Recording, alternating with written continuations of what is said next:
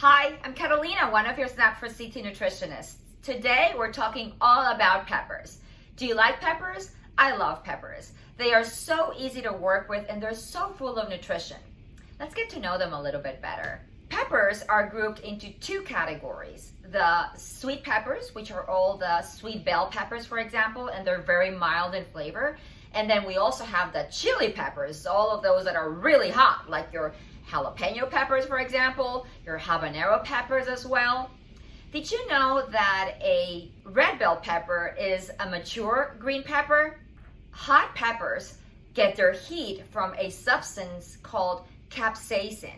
And capsaicin is in the veins of the pepper. That's why whenever we're using a hot pepper, we take the veins and the seeds out if we want to reduce some of that heat.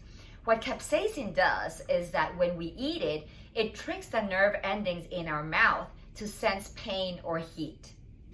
Sweet peppers are high in vitamin A and vitamin C, and green peppers have twice the amount of vitamin C in citrus fruit by weight.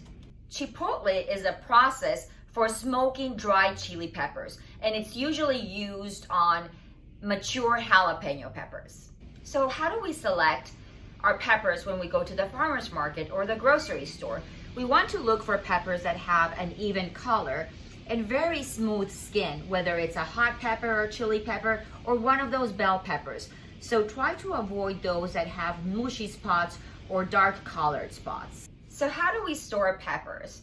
If they are very dirty when you get home, then rinse them so you get some of that dirt out. And then dry them carefully and then put them in the vegetable crisper or in a plastic bag in your refrigerator. They will last up to 10 days. Remember that if you're handling those chili peppers or the hot peppers like the jalapeno or the habanero, for example, it would be best to wear some gloves.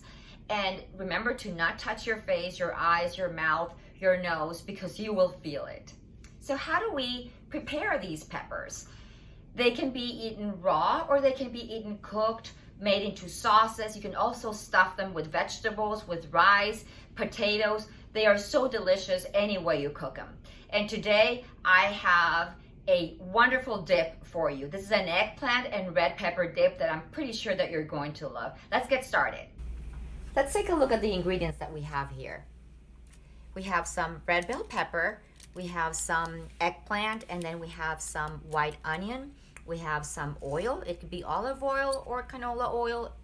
And we have a mix of spices here. We have a little bit of salt, some dry basil, dry oregano, and some dry garlic as well. Very easy.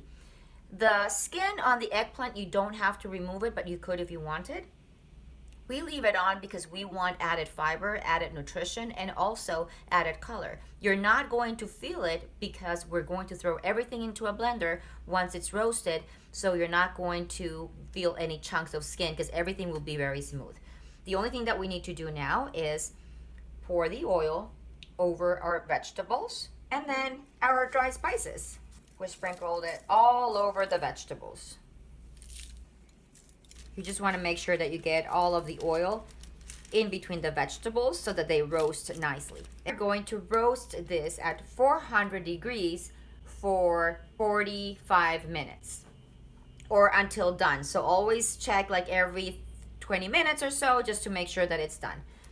And once that's done, we're going to put everything into a blender. So I have one that's already done and roasted. So let me show you what that looks like. It really shrinks in size, and that char is going to give it a lot of flavor as well. So this is going to go into our blender.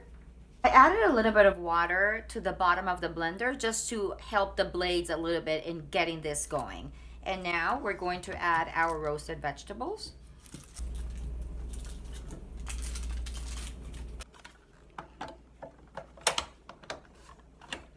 Put the lid on and we are going to give it a whiz. So we've blended our dip. It's all nice and smooth, and that's all there is to it. I want to show you the final product. We have it plated here with a few whole grain crackers, but you could use any kind of cracker that you like or any kind of bread. I wish that you could smell this. It smells so good and it is delicious. I hope that you learned something today about peppers. And don't forget to go to our website, SNAP4CT.org, to get a copy of this recipe, eggplant and red pepper dip. Until next time, happy cooking!